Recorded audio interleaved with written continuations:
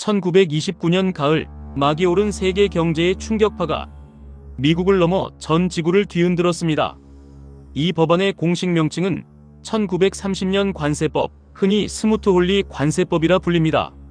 수입품 평균 관세율은 40%에서 최대 47%로 급등했고 디플레이션까지 겹쳐 실효세율은 60%를 넘었습니다.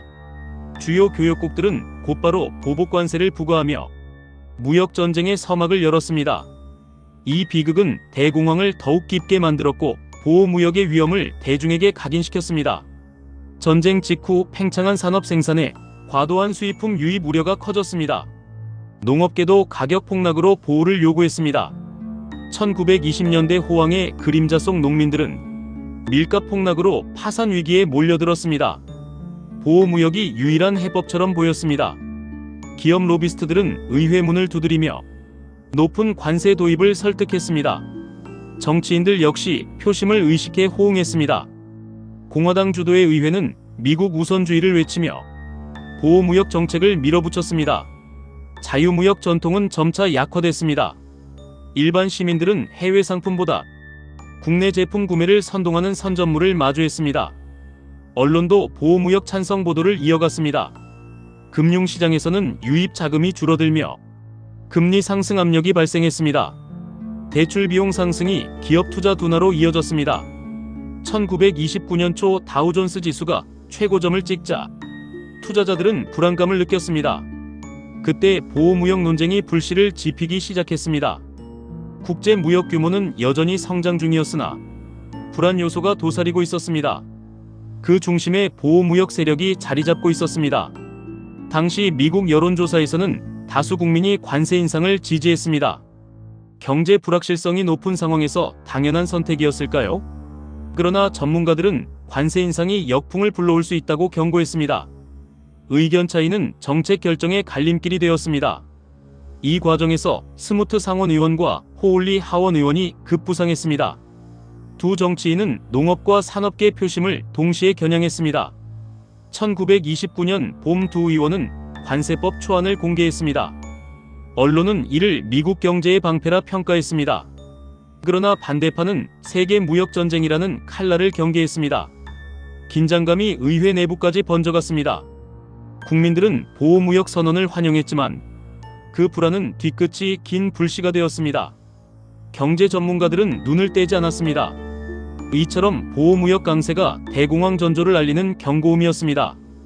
1929년 11월 스무트 상원 의원은 상원세입위원회에 관세법 초안을 제출했습니다. 농산물 보호 조항이 핵심 의제로 떠올랐습니다. 1930년 2월 상원 본회의에서는 찬성 55표, 반대 30표로 초안이 가결되었습니다. 표결 현장은 긴장감으로 가득 찼습니다. 이어서 호울리 하원 의원은 하원에서 동등 규모의 관세 인상안을 대표 발의했습니다. 산업계 로비가 결정적 힘을 발휘했습니다. 1930년 4월 하원 표결에서 찬성 350표, 반대 70표로 법안이 통과되었습니다. 현장 의원들은 일제히 환호했습니다. 조정 과정을 거쳐 상하원 합동위원회가 구성되었습니다. 양원 간 관세율 협상이 시작되었습니다. 합동위는 주요 품목 관세율을 평균 47%로 최종 확정했습니다. 농산물과 철강 목재가 보호 대상에 포함됐습니다. 1930년 6월 17일 후보 대통령이 의사당에서 법안에 서명했습니다.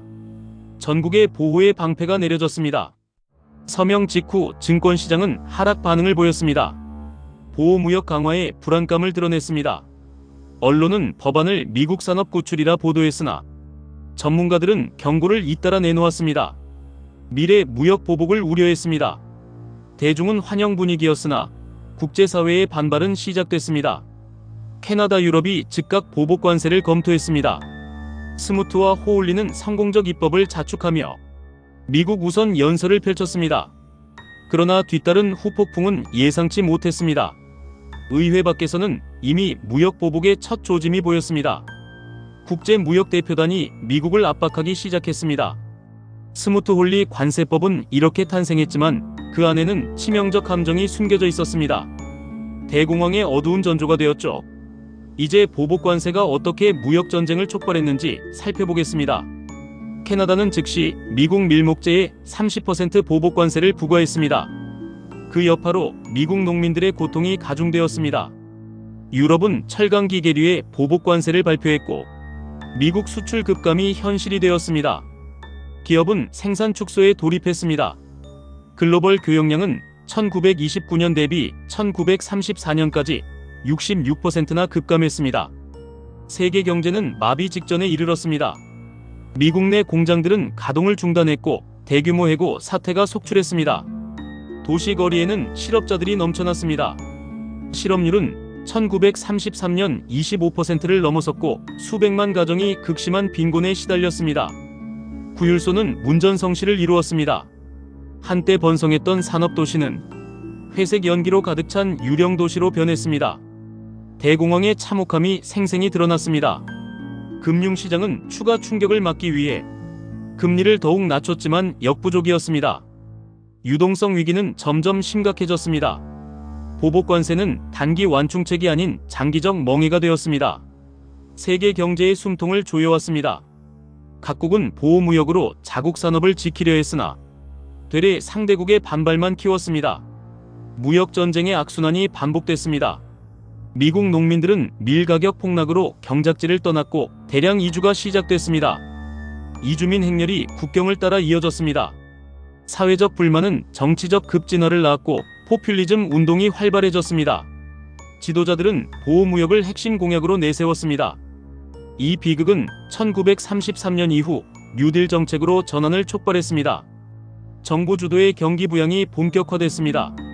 그러나 보호무역의 상처는 쉽게 아물지 않았습니다. 세계 경제 회복은 긴 시간이 필요했습니다.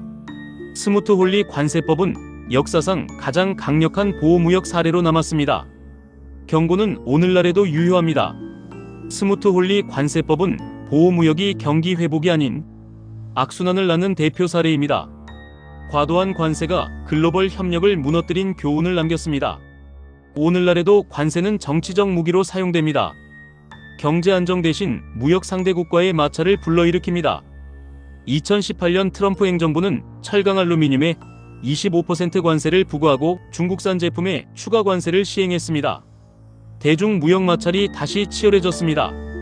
트럼프 관세는 미국 제조업 보호를 목표로 했으나 농산물 자동차 부문에 후폭풍을 남겼습니다. 보복 관세로 농민 기업들이 고통을 겪었습니다. 최근 G20 회담에서도 관세 철폐 대신 분쟁 조정의 어려움이 부각됐습니다. 다자주의 복원은 아직 요원해 보입니다. 보호무역이 자국 경제를 단기 방어할 수 있으나 장기적 불확실성은 더 큰 위험입니다. 무역 전쟁의 고통은 결국 소비자에게 돌아갑니다. 역사적 사례에서 배운 교훈은 분명합니다. 관세는 경기 부양 수단이 아닌 마지막 카드로 남겨야 합니다. 기술 디지털 무역 시대에도 보호무역 압력은 여전합니다. 새로운 관세가 디지털 경제를 위협할 수 있습니다. 스무트-홀리부터 트럼프 관세까지 반복되는 무역 전쟁의 악몽. 우리는 과거에 머무를 것인가? 미래를 선택할 것인가? 이 이야기가 던지는 경고를 잊지 마십시오. 협력 없는 관세 장벽은 모두에게 재앙이 될 것입니다.